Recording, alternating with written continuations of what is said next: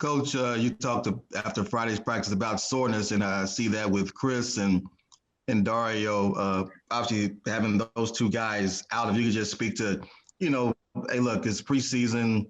We have to monitor that, and I know you had talked about it. Just maybe expand on that a little bit, and will Cam play? Because he was listed as questionable. Cam's going to play. Like we said, there's just a lot of things that everybody's dealing with, going from one-on-one workouts to playing 5-on-5. We're just trying to be smart with our guys. A few of our guys are dealing with soreness. We've had a lot of good practices, but nothing's really changed in that aspect. We're just really trying to be smart with our guys. We know we have a lot of games and short period of time. And, a lot of our guys, a few of our guys played in the playoffs, so we want to be smart with those guys. And just to follow it up, what's the plan with Crowder tonight? And is your starting lineup Payne, Booker, Ayton, Cam Johnson, and Mikal Bridges? Jay's one of those guys we're just being smart with right now. Our starting lineup will be on the floor at tip-off. Thanks, Coach. Yeah, like that. No, we're going to start Cam, D.A., Book, Mikal, and Cam Payne. Right, next up is Brendan Clean with Bright Side of the Sun. He'll be followed by Christos Saltis.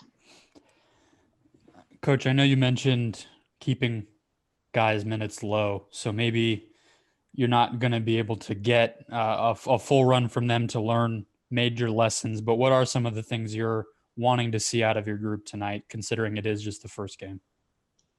Well, I do want to allow for guys to get some level of conditioning. I think guys want their rhythm. And so, playing Devin and D.A. and Mikal, guys who tend to play high minutes for us, there's a part of me that wants to get them to a certain point. Just talking to our conditioning, medical, all of our people on that side of the building, it's something that we're aware of, allowing those guys to get a rhythm. But I'm also looking at different combinations from our bench and some of our new guys playing in our system. Etwan and Damian Jones and Langston, and being able to see Jalen on the floor against someone else. That part is exciting.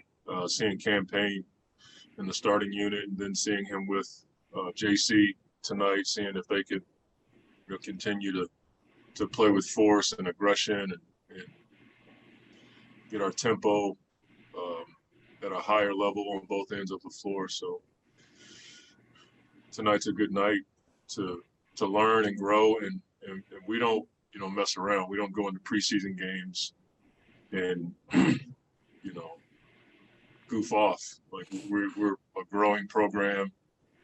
We still have a ton of work to do and a lot of respect to gain from the league still, I believe. And so we want to take advantage of every opportunity we have on the floor. And then you mentioned Jalen. Without Summer League for him, do you think these games are particularly valuable? Do you want to kind of put as much on him as you can and just see how he reacts? I know Summer League last year was really important for you guys. So how do you kind of approach that this time around? Yeah, I think you're right. I mean, he normally after the draft about this time, he'd be maybe on his way home from Summer League. Now he's starting a season. So these games are really important for him. I want to limit the package on offense as much as I can just to see how he plays and not everything he remembers. And just see his ability to comprehend, what we do on defense while also making plays. He's a guy that can block shots. He can move his feet. But he would admittedly tell you that the game is a lot faster than he thought. So this is a great time for him to get as used to the NBA pace as possible as a young player.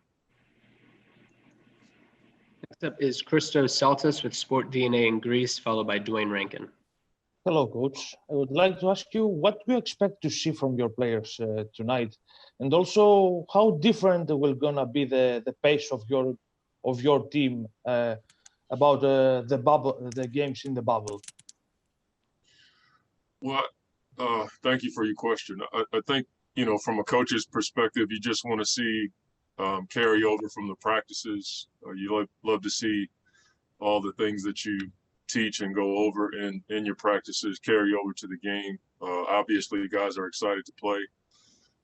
This is basically the start of the season for us. And so, as I said, we don't want to take anything for granted. We don't want to goof off when we step on the floor. We want to see growth from our team.